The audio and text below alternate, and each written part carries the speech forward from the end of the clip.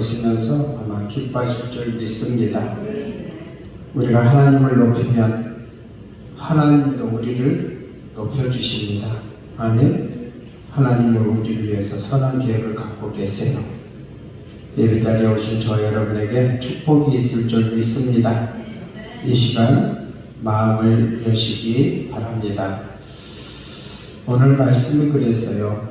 육체의 소욕은 성령을 거스리고 성령은 육체를 거스르나니 이 둘이 서로 대적함으로 너희가 원하는 것을 하지 못하게 함이라. 어찌 보면 참 좋은 말씀 같은데 어찌 보면 굉장히 두려운 말씀이에요. 빅토르 이고 잘 알죠? 빅토르 이고 아주 유명하신 분인데 그분이 이렇게 얘기했더라고요. 오늘의 문제는 싸우는 것이고 내일의 문제는 이기는 것이고 모든 날의 문제는 죽는 것이다. 네. 오늘의 문제는 싸우는 것이고 내일의 문제는 이기는 것이고 모든 날의 문제는 죽는 것이다. 이렇게 얘기했거든요. 그리고 인간 관계에 있어서 인간 이 세계에서 세 가지 종류의 싸움이 있다고 이렇게 얘기를 했어요. 과연 오늘 성령 하나님께서 우리에게 어떤 말씀으로 우리에게 힘을 주시고 우리를 승리케 하실까? 이 시간 먼저 찬양하고 함께 나누고 말씀드리도록 하겠습니다.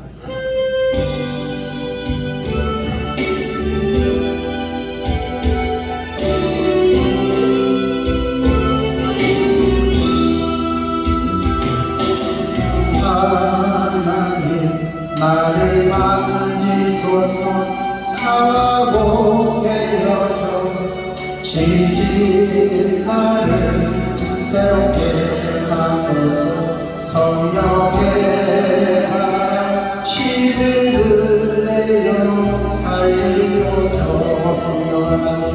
성령 하나님 이 땅 고치소서 죄악의 어둠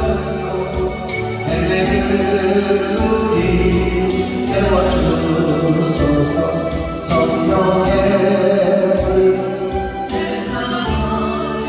앞에 주소서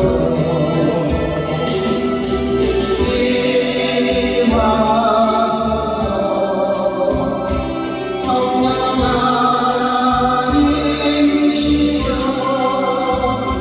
지금 이곳에 임하소서 바람처럼 불처럼 성령이여 임하소서 다시 한번요 성령 하나님 나를 만지소서 상하고 깨어져 지친 나를 새롭게 하소서 성령의 바람 시들은 내어 살리소서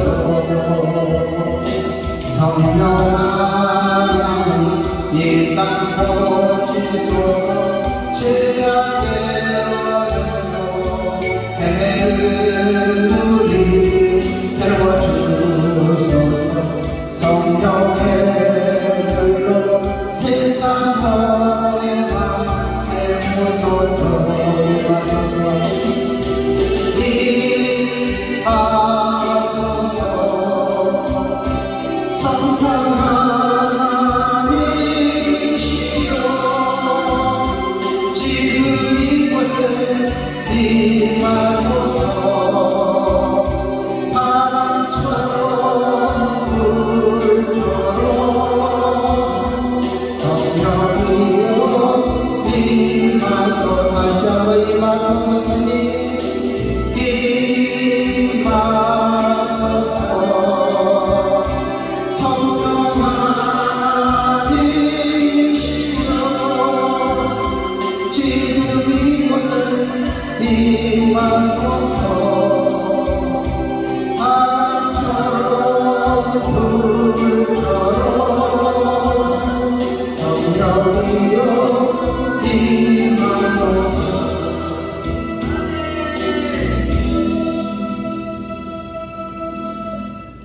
예, 그러면 빅토르 휴고가 인간에게 세 가지 종류의 싸움이 있고, 그 싸움이 어떤 걸까요?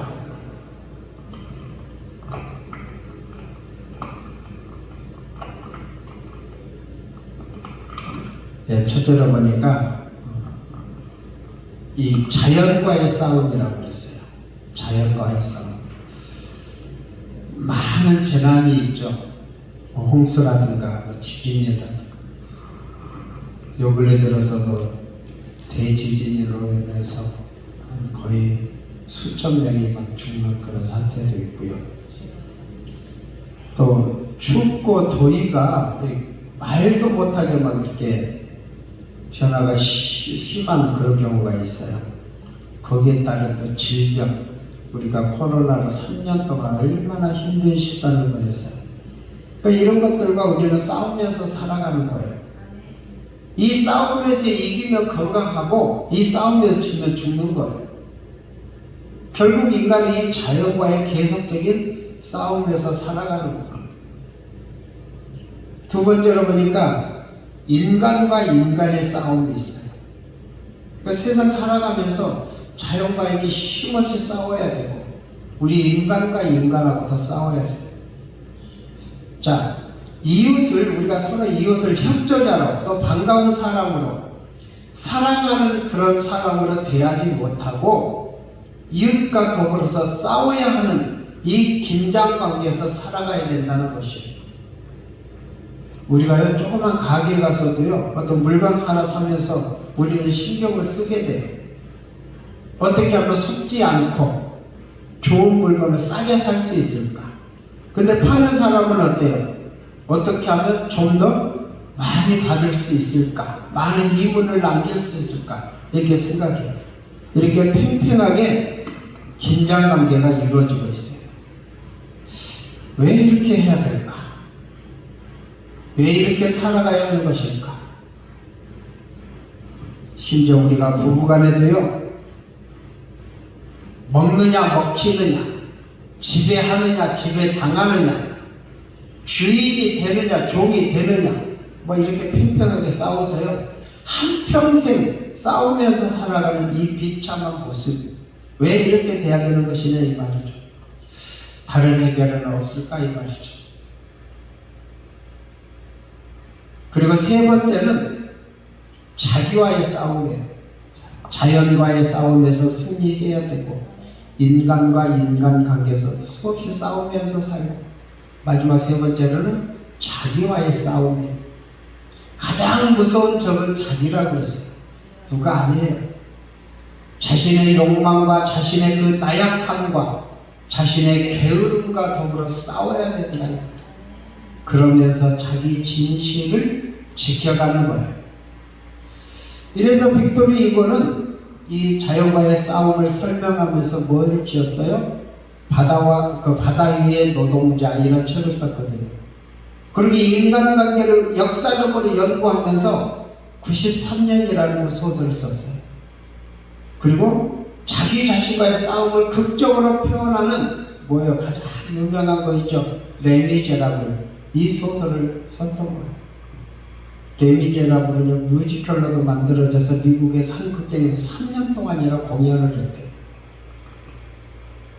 우리의 마음을 감동시키고 무엇인가를 깊이 생각하는 그런 작품이었어요. 자, 사랑하는 여러분, 저와 여러분은 자기 자신에 대해서 얼마나 생각해 보셨느냐 이 말이에요. 자기 자신에 대한 제어 능력이 있다고 생각하느냐 이 말이에요. 내가 나를 다스릴 수 있느냐, 나는 내 마음이 원하는 대로 살아가는 존재냐, 이것을 생각해 봤느냐 이 말이죠. 자, 우리는 자연에 대해서 고민을 많이 하잖아요. 자연의 재해로부터 벗어나기 위해서, 혹은 경제 문제에 대해서, 정치 문제에 대해서 많은 생각을 하게 됩니다. 심지어는 인간관계에 대해서 나 외에 다른 사람, 또 그와 나와 관계에 대해서 많이 알고 있어요. 많이 생각해요. 고민도 많이 해요. 왜 저 사람이 내게 이렇게 대할까? 왜 이렇게 살아가야 하나? 많은 고민을 해요. 그런데 여러분, 자기 자신에 대해서 고민해 보셨느냐 이 말이에요. 이것이 문제인 거예요.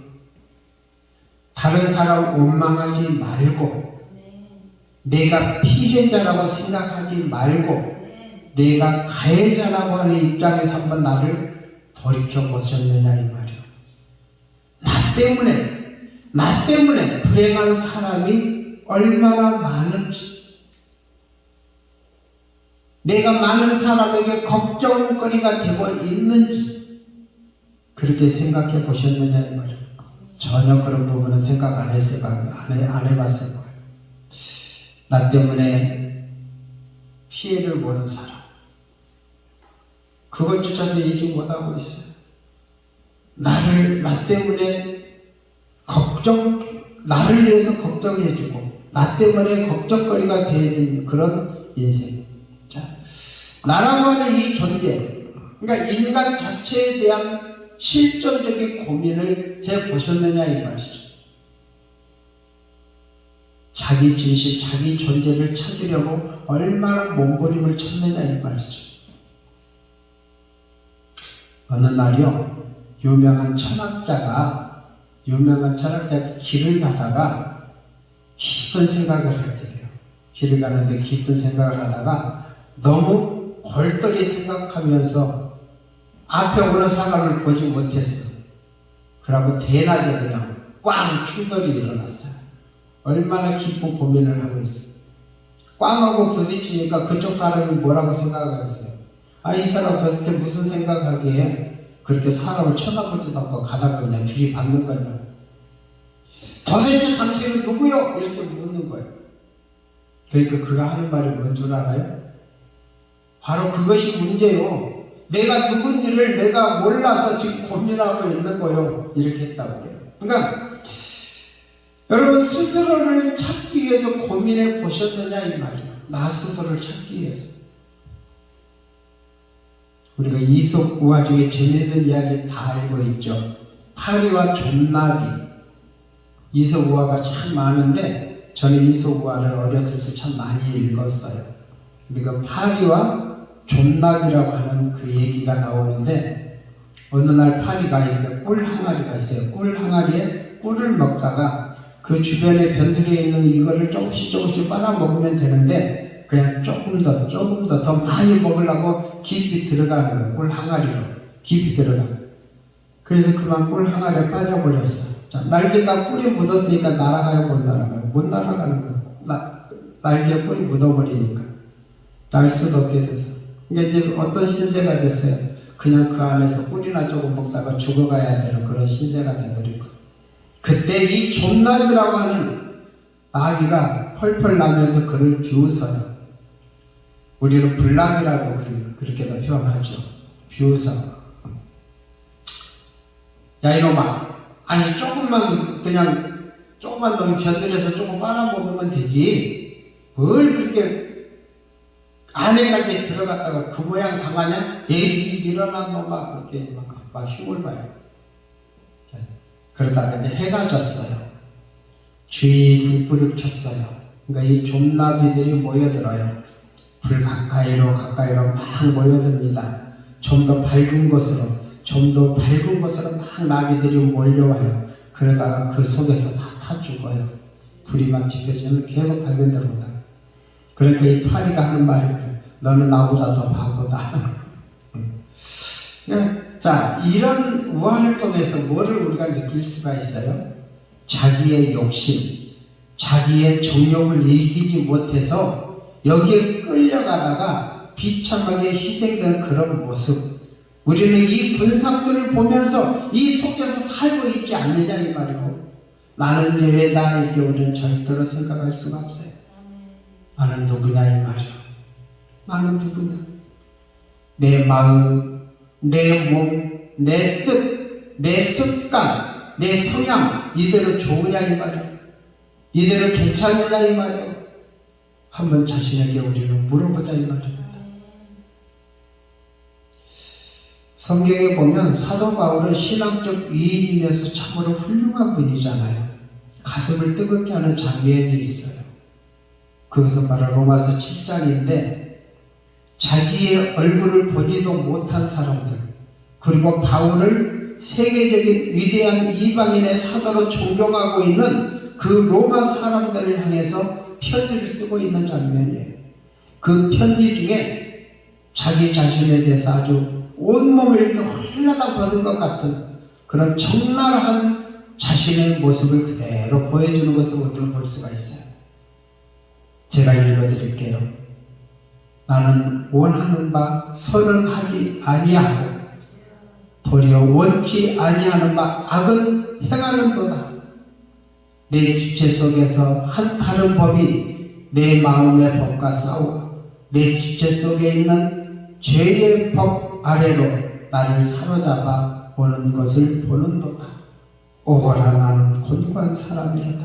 이 사망의 법에서 누가 나를 건져내랴. 자, 이렇게 절박하게 부르짖는 것을 볼 수가 있어요. 이렇게 훌륭한 사람도 자기 자신을 이렇게 절박하게 부르짖고 있는데, 자기 자신을 이렇게까지 말하고 있는데, 그러고 나서 또 뭐라고 그래요? 주 예수 그리스도 안에 내가 구원받았다. 이렇게 구속의 은혜를 고백하게 되는 거거든요. 자, 자기 진실, 아주 자기 진실한 자기 모습을 자기는 알고 있었고 또 그렇게 고백하고 있었더라 이 말이다. 그리고 그는 고린도전서 9장에서 내 몸을 쳐서 복종케 한다 이렇게 말을 했어요. 나라고 하는 이 존재는 내버려두면 안 된다. 아주 쳐서 너희들 길들이시지. 쳐서 복종케 해야 된다. 나는 그런 존재다. 남에게 복음을 전하고 나는 오히려 버림받을까 두렵다. 이렇게 자신을 잘 알고 있었어요. 그리고 나서 또 고린도후서 12장에 가서 더 절박한 얘기를 합니다. 육체 가시를 얘기를 해요. 사탄의 사자가 있다고 고백을 해요. 자기 안에. 그러면서 그래요. 나는 겸손할 수 없고 이것이 아니면 나는 교만하고 이것이 아니면 은혜에 살 수 없는 존재다. 나는 못된 놈이다. 육체 가시가 있어서 나는 계속 찔러야만 믿음 안에 바로 설 수 있는 이 정도밖에 안 되는 존재다. 이런 사실을 이렇게 고백하고 있는 거. 그는 진실한 사람인 거. 그는 자기를 알고 있는 거. 여러분, 저와 여러분은 자신을 어떻게 평가하고 있느냐 이 말입니다. 사회학자들의 연구에 의하면 사람이 무슨 일을 하든지 어떤 일을 하든지 간에 실패했다면 그 이유는 4가지가 있다고 평가를 했어요. 첫째는 욕심이 많았다고 그래요. 욕심이 지나쳐서 실패하는 거예요. 누구를 막론하고 실패하는 데는 욕심이 지나쳐서요. 두 번째로는 목적이 잘못되었다고 그랬어요. 자기 인생을 걸 만한 확실한 확고부동한 목적이 없었던 거예요. 그냥 남이 잘 되니까 이러면 잘 될 것 같다 하는 그런 부분이 없어요. 그런 목적으로서는 성공할 수가 없는 거예요. 이 목적이 문제였어요. 세 번째로는 내가 세운 목적에 대한 합리적인 값을 지불하지 않았던 거예요. 큰 것을 원했으면 수고해야 돼요. 예를 들면 학자가 되려면 어떻게 열심히 공부해야 돼요. 공부하지 않고 연구하지 않고 어떻게 학자가 되겠어요. 내가 지불해야 될 진실과 충성과 열정을 다하지 못하기 때문에 실패했다는 거예요. 열정을 다하지 못한 데는 원인이 있는 거다 이거예요. 네 번째로는 중요하더라고요. 자기 자신을 믿었어요. 세상에 자기처럼 믿을 수 없는 존재가 없다는 사실이에요. 그런데 우리는 너무 자신을 믿어요. 여러분, 여기까지 우리가 깨달아 봐야 돼요. 아직까지 내가 뭘 할 수 있다고 생각하느냐 이 말이에요. 내가 마음 먹으면 된다고 생각하느냐 이 말이에요. 제가 지금 부정적인 얘기를 하자는 게 아니에요. 내가 누구냐 이 말이에요. 나라는 존재 믿을 것이 못 되는데도 우리는 너무 믿어. 내 지식, 내 감격, 내 판단, 이게 도대체 믿을 것이 못 되는데도 바로 여기에 문제가 있던 거예요. 내가 나를 너무 믿어. 믿을 것이 못 되는 걸 알면서도 믿어. 이것이 오늘의 실패의 원인이라는 거예요. 그러므로 우리가 생각해야 될 것은 자기 자신을 자기가 의지할 수 없다. 자기 자신을 자기가 주장할 수 없다는 것을 인정해야 된다 이 말이에요. 그러므로 큰 포기가 먼저 있어야 돼요. 부정적인 말을 하고 포기라는 것이 아니라 자기의 이런 감정, 자기의 주장 이런 것들을 포기해야만 돼요. 예일대학교 총장이 어느 날 대학 졸업하는 학생들 앞에서 일장 연설을 합니다. 그런데 아주 의미심장한 연설을 하는데 간단한 말을 해서 아주 유명한 말이 있어요. 졸업생 여러분, 여러분이 승리자가 될 것을 완전히 포기하면 틀림없이 승리자가 될 것입니다. 역설적인 말 같지만 승리자가 되고자 하는 이 욕망, 즉 1등이 되고자 하는 이 욕망, 이것을 포기하기 전에는 당신들은 승리하지 못한다 이 말이에요. 대단히 중요한 얘기잖아요. 우리는 쓸데없이 경쟁을 했잖아요. 아무것도 아닌 것을 가지고 싸웠잖아요. 허무한 일에 너무 많은 정력을 기울였잖아요. 이제 우리는 생각해야 됩니다. 이것들이 근본적으로 잘못된 것이었어요. 다 포기해야 된다 이 말이에요. 욕망 자체에 대한 완전한 중생이 필요하더라 이 말이에요.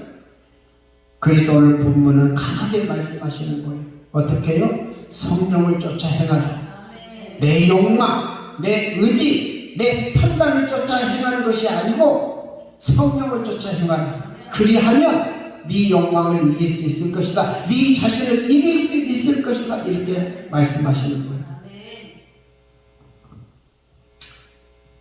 요새 표현을 빌리면 패러다임 스위치를 말한다. 패러다임 스위치. 지금까지 우리가 살아온 규범이 있어요. 또 전형이 있어요. 이 패러다임, 이대로는 안 되는 거예요. 이것을 바꿔야 돼요. 농담과 진담으로 말하지만 어리석은 자가 소식껏 살려고 하는 것처럼 답답한 일이 없다 이 말이에요. 어리석은 사람이 자기 소식껏 살려고 해요. 진짜 답답하잖아요. 어리석은 자는 이제 그만 어리석도록 생각을 돌려야 되는데도 자기 소식껏 해요. 어리석은 사람이 또 고집도 부려요.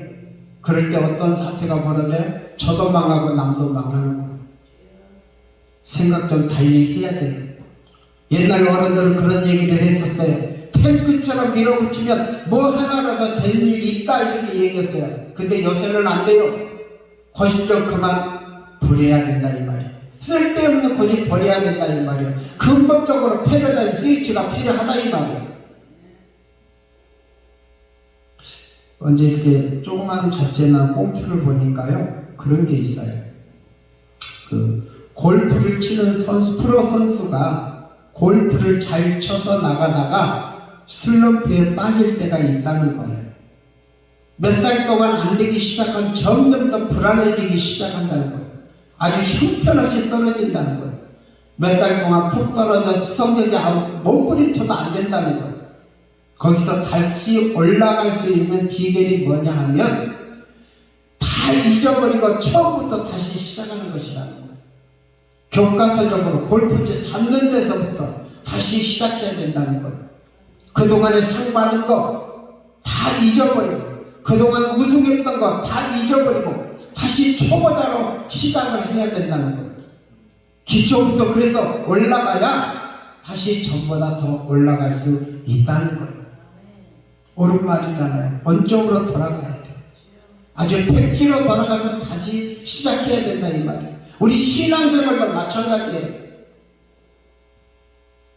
뭐 한 가지 고치고 두 가지 고치고 결심하고 맹세하고 이제 그런 거 그만하라 이 말이에요. 다시 원점으로 돌아가서 내가 중생하면서 예수 처음 믿고 십자가의 예수로 발견하고 내 죄에 사해 주신 은혜에 감사하던 그런 감격, 바로 거기서부터 다시 시작해야 된다 이 말이에요. 그동안 내가 믿었느니 뭐 내가 뭘 알았느니 뭐 내가 직분을 맡았느니 쓸데없는 생각 다 버리고 처음으로 돌아가야 돼. 그래서 우리는 늘 얘기하잖아요. 첫사랑을 회복하자. 처음 믿은 대로 돌아가서 첫사랑으로 돌아가야 돼요. 다시 생각해야 돼요. 거기서 출발을 해야 돼요. 그리하면 육체의 욕심을 이루지 아니하리라 이렇게 성경은 말씀하잖아요. 율법적 관계에서는 구원의 길이 없다고 그랬어요. 소극적 방법으로는 해결이 없다고 그랬어요. 부정적 방법으로는 죽음뿐이에요. 더 이상 비참할 것도 없어요. 믿어볼 것도 없어요. 다시 원점으로 돌아가서 창조적인 역사로 시작해야 된다 이 말이에요. 이제 내 생각은 다 버리고 그저 어리석을 정도로 주님의 말씀에 따르는 거예요. 성령이 감동해 주시는 대로, 성령이 지시해 주시는 대로, 성령이 깨우쳐 주시는 대로, 성령께서 인도하시는 대로 그대로 순종할 것이다 이 말이에요. 여기에서 새로운 역사가 시작되는 줄 믿습니다.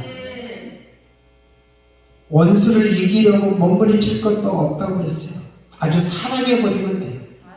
예수님이 말씀하셔서 원수도 사랑하라. 쉬운 일이 아니에요. 그런데 해야 돼요. 제가요 한 2주 전에 여기 반석교회 강사로 쓴다는 그 저기를 받고요. 설교 준비하면서 제가 지난 화요일 날 총회장 취임식을 우리 총회에 했어요. 제가 이번에 총회장 출마했다가 떨어졌잖아요. 보기 좋게. 그래갖고 상대방이 말 그대로 원수도 아닌데 서로 이렇게 원수처럼 생각하게 되더라고요. 그래서 저는요, 나는 사실은 하나님이 내가 아니니까 나를 안 세운 거거든요. 그잖아요. 하나님의 뜻이다. 어떤 방법으로 했든 부정을 했든지 뭐 부조리를 했든지 편법을 썼든지 하나님은 이때 내가 아니니까 나를 안 쓰시는 거예요. 근데 이걸 깨닫지 못하고 그냥 뭐가 잘못됐을까? 뭐 어디서 이렇게 잘못됐을까? 내가 선거전에 분명히 이기게 돼 있었는데 6대4 정도로 이기게 돼 별 생각을 다 했어요. 그러니까 막 속이 어떨 땐 상한 거예요. 겉으로는 아닌 것처럼 이렇게 하는데. 근데 이 말씀을 준비하면서 그래 원수를 이렇게 어떤 뭐 이기려고 뭐 부딪힐 것이 없구나. 그냥 사랑해라 그랬으니까 그 사랑하자. 그래서 제가 대표 기도를 다 하는데 그날 취임식에 화요일날 취임식에 대표 기도를 또 부총회장이라고 저를 시켜요. 그래서 이제 좀 찢는 소리를 좀 할까 공식적으로 할까 그러다가 말에 딱 떠올라갖고 안 했어요. 끝나고 나니까 아니 설교 말씀에 은혜 받아야 되는데 다들 한결같이 목사님 기도에 은혜 받았어요. 아니 대표기도 누구나 하는 건데 기도에 은혜 받아서 왜 소리를 하냐고. 근데 그 말을 이렇게 듣는 순간에 바로 이거구나. 원수를 사랑하라고 했으니까 사랑해야 되는구나. 그러니까 내 마음에서 그런 게 없어지니까 그래 하나님이 세울 만한 사람이었으니까 이번에 여기 때 잘하겠지. 나는 부총회장에게 더 열심히 협력을 해야지. 근데 주변에서 나를 자꾸 이렇게 참수해 막 별 얘기를 다 해. 응? 어떻게 하자고. 그래 넘어갈게요. 그러니까 이게 핍박하는 자를 피해보려고 하지 말고 미워하는 자를 같이 미워할 것 없다 이 말이야. 대결하지 말자 이 말이야. 싸우지 말자 이 말이야. 더 이상 비방하지 말자 이 말이야. 이제는 비방하는 자를 위해서 복을 빌고 이게 성령의 역사잖아요. 성령은 복을 빌라고 했잖아요. 그래서 에베소서 보면 도둑질 하던 자가 있느냐? 이제는 구제할 것이 있기 위하여 일하라 그랬어요. 도둑질 하던 사람은 구제하고 교만하던 사람은 어린아이의 마음으로 돌아가서 겸손해져야 된다 이 말이에요. 내가 무엇을 하고 남을 도왔다고 생각하는 거 다 잊어버리고 오직 나는 도움을 받으며 살아왔다고 생각하면서 다시 시작을 하라 이 말이에요. 온유와 겸손, 화평과 진실 이것을 찾으라 이 말이에요. 새로운 방법이 새로운 세계가 출발할 것이다 이 말이에요. 이렇게 되면 성령은 곧 그리스도의 영이잖아요. 그리스도의 마음이잖아요. 그런 거를 빌립보서 2장 5절 저는 너무나 좋아합니다. 너희 안에 이 마음을 품으라 곧 그리스도 예수의 마음이니. 아멘. 예수의 마음으로 다시 바라보라 이 말이요. 세상은 아름답게 보일 거다. 새로운 세계를 보게 될 것이다. 성령을 따라서 행하게 될 때 율법 안에 있지 아니한다. 그래서 그는 자유케 된다 이 말이요. 내가 그렇게도 이기기 어려운 나 자신을 이기게 되더라 이 말이요. 자신과의 싸움에서 이기는 그 순간 세상은 새로운 세상으로 내게 다가오게 될 것이다. 오늘 본문 24절에 정과 욕심까지 십자가에 못 박았다고 그랬어요. 그런 거로 여기에 자유함이 있다고 그랬어요. 가만히 보면 사람들이 자기 노력으로 해보려고 애쓰다가 더 비참해지는 것을 우리는 많이 보잖아요. 그러니까 이 비참한 사람은 자기 욕심에 끌리는 사람이에요. 더 비참한 사람은 자기 욕심을 이기지 못해서 몸부림치는 사람이다 이 말이에요. 그리고 자기의 옛 생활에 노예가 된 사람처럼 비참한 사람이 없어요. 이건 안 되는 줄 알면서도 이걸 벗어나지 못해.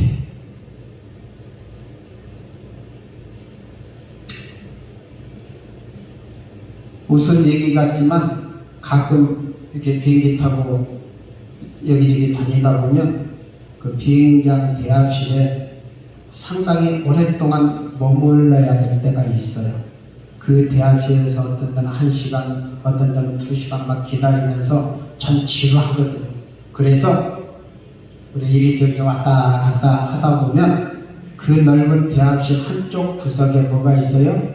유리로 딱 막아놓고 거기에 보면 흡연실 이렇게 써놨잖아요. 그거 다 보잖아요. 그런데 사람들이 그 속에 들어가서 이렇게 앉아서 쪼그리고 팔고 있잖아요. 그거 볼 때 죄송한 표현이고 그 원숭이들 보는 같은 그런 거, 동물원 같기도 하고. 근데 그런 생각이 들어요. 참 불쌍하다. 그 구박을 받으면서도 그래 그걸 이기지 못해서 거기 들어가서 그렇게 필까? 저게 뭐냐? 저게 무슨 꼴이냐? 자, 그런데요, 이것이 남의 얘기가 아니더라 이 말이에요. 그 속에서 담배 피우는 사람의 그 꼴, 그게 남의 얘기가 아니더라 이 말이에요. 내가 자기 정욕, 자기 혈기, 자기 욕심, 자기 자존심, 이거 별것도 아닌 것, 여기에 붙들려가지고 그 사울 그런 비참한 모습, 그 노예의 성품, 비참한 것, 이것이 바로 내 모습이다 이 말이에요. 우리는 남의 꼴을 보면 저 꼴불견이다 이렇게. 그런데 자기 자신을 비춰보면 더 비참하지 않느냐 이 말이에요. 이제 다 그만하고 패러담스위치 해야 돼요. 그리고 어린아이의 마음으로 돌아가서 다 털어버리고 일어나 보자 이 말이에요. 새로운 세계를 보게 될 것이다 이 말이에요. 힘으로도 못합니다. 능으로도 못한다고 그랬습니다. 오직 성령으로만 가능하다고 그랬어요. 주의 영이 내게 임할 때에 가능하다 이 말이에요. 그러므로 성령을 쫓아 행하라. 그리하면 육체의 수욕을 이길 수 있을 것이다. 오늘 말씀에서 결론을 이렇게 맺어주십니다. 그것은 곧 사랑이에요. 열심히 하나님을 사랑하십시다. 그리고 그 사랑으로 그 이웃을 우리는 사랑하십시다. 성령의 곧 진리의 영이, 사랑의 영이 우리 안에 있어질 줄 믿습니다. 그때 새로운 세계, 새로운 인간관계, 새로운 자신, 이것을 찾게 될 줄 믿습니다. 오늘 말씀 다시 한번 상고하면서 너희 안에 이 마음을 품어라. 곧 그리스도 예수의 마음이지. 이 마음도 말씀을 간직하면서 우리 앞으로의 삶을 주님 앞에 온전히 드려지는, 그래서 우리가 주님을 맡긴 삶을 온전히 잘 감당해서 주님 앞에 섰을 때 착하고 충성된 종아 잘했다 칭찬받을 수 있는 저와 여러분 되시기를 주님의 이름으로 축원합니다. 우리 말씀을 생각하면서